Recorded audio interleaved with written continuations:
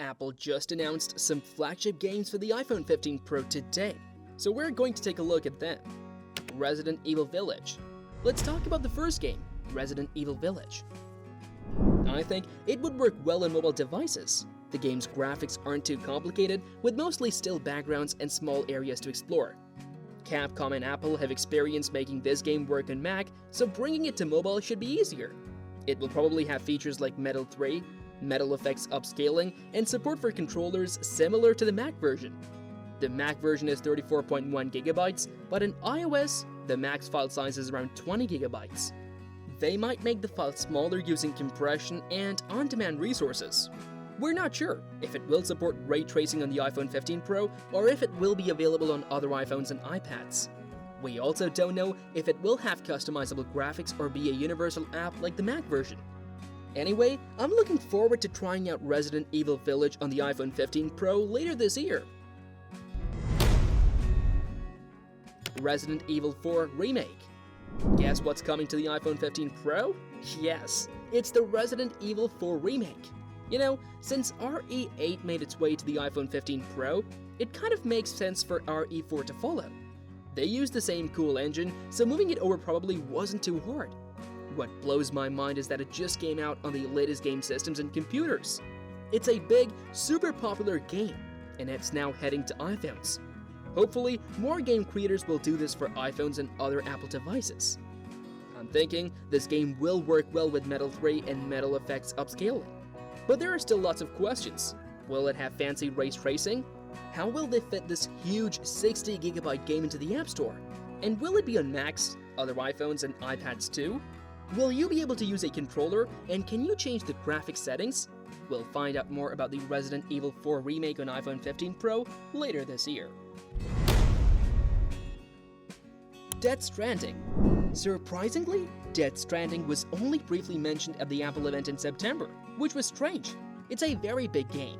Death Stranding was recently announced for the new Apple Silicon Macs 2 with Metal 3 support, Metal Effects, and controller support. I think these features should also be available on the iPhone 15 Pro too. This game is massive, taking up about 69.8 GB on a Mac. It's really unusual to see games of this size on mobile. The biggest ones so far are Divinity, Original Sin 2, and Genshin Impact.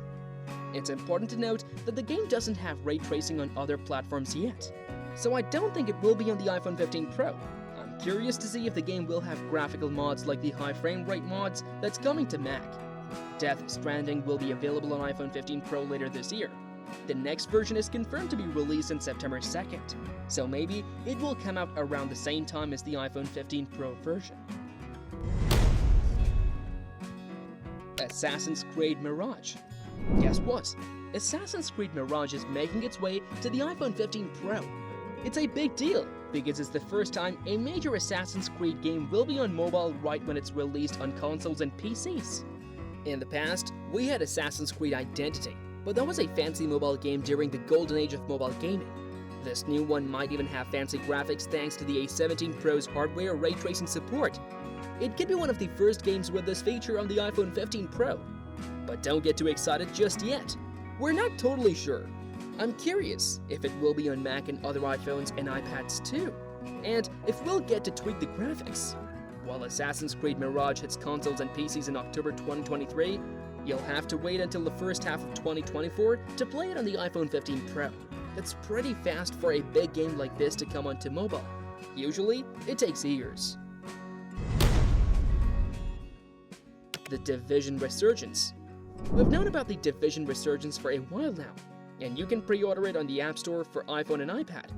Ubisoft says the A17 Pro helps make the game look better with improved graphics, lighting, and weather effects, making it more realistic. I'm not very excited about it, because it's free but has annoying microtransactions and ads.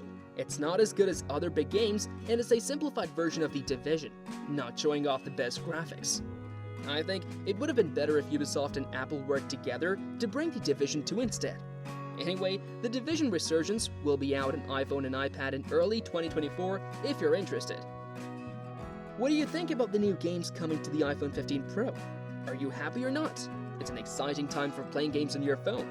I'm tired of game makers making simpler versions of their games with bad graphics and annoying free-to-play stuff. It's just confusing. Now, we can expect games on our phones to be as good as the ones on gaming consoles and computers, as they should have been for a long time. But I don't think these really good games should only be on the iPhone 15 Pro. I think older iPhones, even as far back as the iPhone XR, can handle these high-quality games. They've already seen this with games like No Man's Sky and older ones like Alien Isolation, Divinity, Original Sin 2, Wreckfest, XCOM 2, and many more. Thanks for watching, and if you enjoyed this video, don't forget to give it a thumbs up and share it with your friends. Stay tuned for more exciting tech videos. See you in the next one.